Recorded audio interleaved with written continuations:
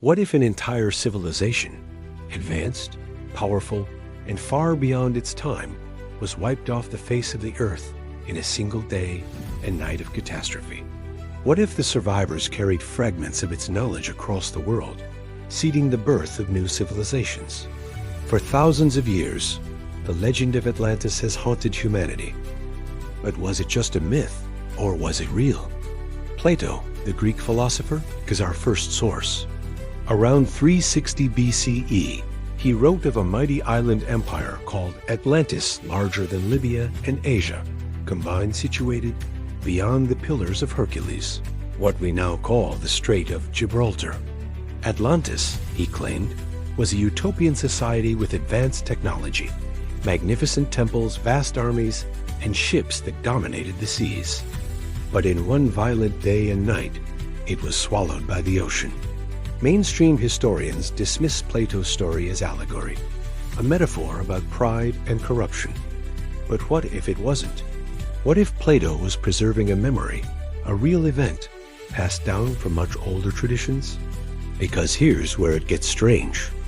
Nearly every culture has a flood myth. The Bible speaks of Noah. The Sumerians wrote of Ziusudra. The Hindus tell of Manu, warned by Lord Vishnu's Matsya avatar. In Mesoamerica, the Aztecs spoke of suns and worlds destroyed by floods, all separated by oceans, yet all telling the same story.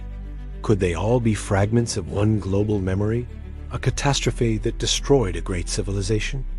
And then there are the ruins. Off the coast of Japan, at Yonaguni, a massive underwater structure lies buried beneath the sea, with terraces, steps, and straight lines too precise to be natural. In India's Gulf of Kamhat, sonar scans revealed submerged cities with streets, walls, and artifacts carbon dated to 9,000 years ago. In the Mediterranean, mysterious ruins lie off Malta and Santorini. Are these lost outposts of Atlantis, drowned when seas rose after the last ice age? But Atlantis is not only about ruins. It is about technology. Plato described the Atlanteans using metals unknown in his time, including a mysterious substance called orichalcum, said to shine like fire. Recently, divers near Sicily found ingots of orichalcum, matching Plato's descriptions. Coincidence? Or evidence that Atlantis had advanced metallurgy? And the architecture Plato speaks of concentric circles of land and water, a design echoed in ancient city plans from the Americas to Africa. Even satellite images in Mauritania reveal a strange formation, the Richat structure, or Eye of the Sahara, that eerily matches Plato's descriptions of Atlantis's rings. Could this be the lost city, hiding in plain sight in the desert, once submerged by ancient seas? But the greatest mystery of Atlantis lies not in where it was, but in what it knew. Many believe Atlantis was not only advanced in engineering, but in energy. Legends speak of crystals that harnessed power, of temples that glowed with light, of machines that defied belief. Is it possible that the myths of divine weapons, flying chariots, and lost sciences all trace back to this one forgotten civilization? If so, then its destruction was not only a tragedy, but a warning. Plato says the Atlanteans fell to arrogance, greed, and conquest, provoking the gods' wrath. Or perhaps they provoked nature itself. Some suggest their technologies triggered their own downfall: earthquakes, floods, fire from the skies. In other words, they destroyed themselves. Sound familiar? Because today, we too stand on the brink of nuclear weapons, climate change, artificial intelligence. What if history is repeating? What if we are Atlantis reborn? And then there is the question of survival. Did anyone escape Atlantis? Many myths suggest they did. Survivors who fled across the seas, carrying knowledge with them. The Egyptians spoke of a bearded stranger, Thoth, who brought writing and wisdom. The Mayans spoke of Kukulkan, a serpent god who came from across the ocean. The Greeks told of Prometheus, who gave mankind fire and knowledge. Are these not the same story survivors of Atlantis teaching the remnants of humanity?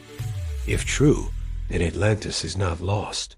It is hidden in the pyramids of Giza, aligned with the stars, in the temples of Mexico, echoing the same designs, in the forgotten stones of Göbekli Tepe, 12,000 years old, rising suddenly from nowhere.